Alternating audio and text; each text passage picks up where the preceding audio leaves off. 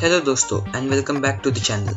Guys, आज का हमारा टॉपिक है कि क्यों वोडाफोन और आइडिया एक साथ आए और अपने ब्रांड्स की रिब्रांडिंग की और अपना नाम बदलकर वी रख दिया, और कैसे जियो की तरफ से इतने तगड़े कंपटीशन के बाद भी वोडाफोन ने सरवाइव किया।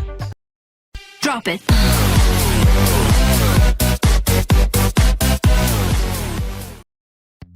गाइस, पहले हम जानते हैं वोडाफोन के बारे में। जैसे कि आप सब जानते हैं, वोडाफोन टेलीकम्युनिकेशन के सेक्टर में एक बहुत बड़ी कंपनी है जिसका सफर भारत में 2007 से शुरू हुआ था और ये कंपनी यूके को बिलोंग करती है।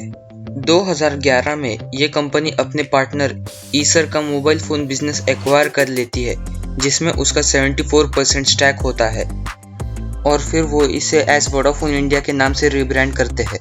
और फिर वोडाफोन अपनी एक बेहतरीन सर्विस को इंडिया में प्रोवाइड करता है जिसे लोग भी काफ़ी पसंद करते हैं। 2016 में इनका शेयर टेलीकॉम इंडस्ट्री में 19% का था, जो कि इंडिया में सेकंड लार्जेस्ट ऑपरेटर था। वोडाफोन ने कई सालों तक भारत में बहुत अच्छी सर्विस प्रोवाइड की, लेकिन जब रिलायंस जियो ने अक्टूबर 2016 में टेलीकम्युनिकेशन मार्केट में एंटर किया, तब लोगों को जियो की सर्विस काफ़ी अच्छी लगी, जिसकी वजह से वोडाफोन और आइडिया के काफ़ी सब्सक्राइबर्स कम हो गए थे।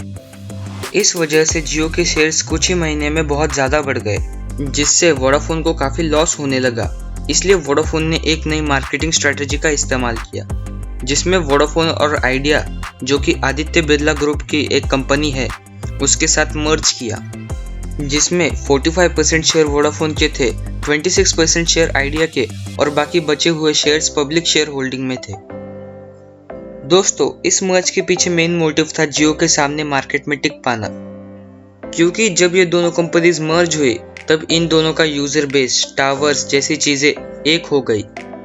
दोस्तों, जियो के इस मार्केट में आने से पहले इस इंडस्ट्री में बहुत सी कंपनीज थी, जिसमें कि Vodafone, Idea, Bharti Airtel, BSNL, Tata tele service जैसी कंपनी शामिल थी। लेकिन जियो के आने के बाद सब बदल गया। जियो के आने के कुछ ही सालों में मार्केट में सिर्फ 3 कंपनीज बच गई, जो कि थी वोडाफोन, आइडिया और एयरटेल। इस कंपटीशन में सर्वाइव करने के लिए वोडाफोन आइडिया ने कई बैंक से लोन लिया ताकि ये इस कंपटीशन में बने रहे। तो अब वोडाफोन आइडिया ने बहुत सारा लोन ले लिया था, और इसी समय 2019 में सुप्रीम कोर्ट में केस चल रहा था AGR ड्यूज के संबंधित। फ्रेंड्स, AGR का मतलब होता है एडजस्टेड ग्रॉस रेवेन्यू, जिसके मुताबिक जितने भी टेलीकॉम कंपनीज इंडिया में है, उन्हें ग्रॉस रेवेन्यू का कुछ % गवर्नमेंट को पे करना पड़ेगा। और ये केस काफ़ी लंबे टाइम से चल रहा था, लेकिन 2019 में सुप्रीम कोर्ट का आदेश आया कि टेलीकॉम कंपनीज को कुछ महीनों में अपने AGR ड्यूज पे करने पड़ेंगे। और इसी वजह से वोडाफोन और आइडिया पे प्रेशर बन गया, क्योंकि उनकी फाइनेंशियल पोजीशन तब इतनी ठीक नहीं थी, क्योंकि उनके ऊपर ऑलरेडी 1,04,00,000 करोड़ का लोन था और उन्हें लगभग 5,800 करोड़ का डेब्ट पे करना था। और इसी वजह से कंपनी की हालत काफ़ी ख़राब हो चुकी थी, और कंपनी के मैनेजमेंट तो यह तक कह दिया था कि अगर हमें AGR ड्यूज को पे करने में कोई छूट नहीं दी जाती है तो कंपनी बैंकरप्सी के लिए भी फाइल कर सकती है। और इसी की वजह से वोडाफोन और आइडिया के शेयर्स में काफ़ी बड़ी गिरावट भी दिखी। और ये जो AGR ड्यूज का केस है वो कई महीने से चल रहा था, पर 1 सितंबर 2020 को सुप्रीम कोर्ट का आदेश आया कि उन्हें कोई छूट नहीं दी जाती, लेकिन वो 10 साल के लिए इंस्टॉलमेंट में पे कर सकते हैं। और इसी की वजह से वोडाफोन और आइडिया ने रिब्रांडिंग की और 7 सितंबर को अपना नाम बदलकर वी कर दिया। अब दोस्तों, आपके मन में सवाल आएगा कि नाम बदलने से क्या होगा। तो दोस्तों, कंपनी का दावा है कि वोडाफोन के ज़्यादातर लोग सिटी एरिया से है और आइडिया के ज़्यादातर लोग विलेज एरिया से। तो दोनों कंपनीज के अलग अलग नाम की वजह से इनका इम्पैक्ट कम हो रहा था।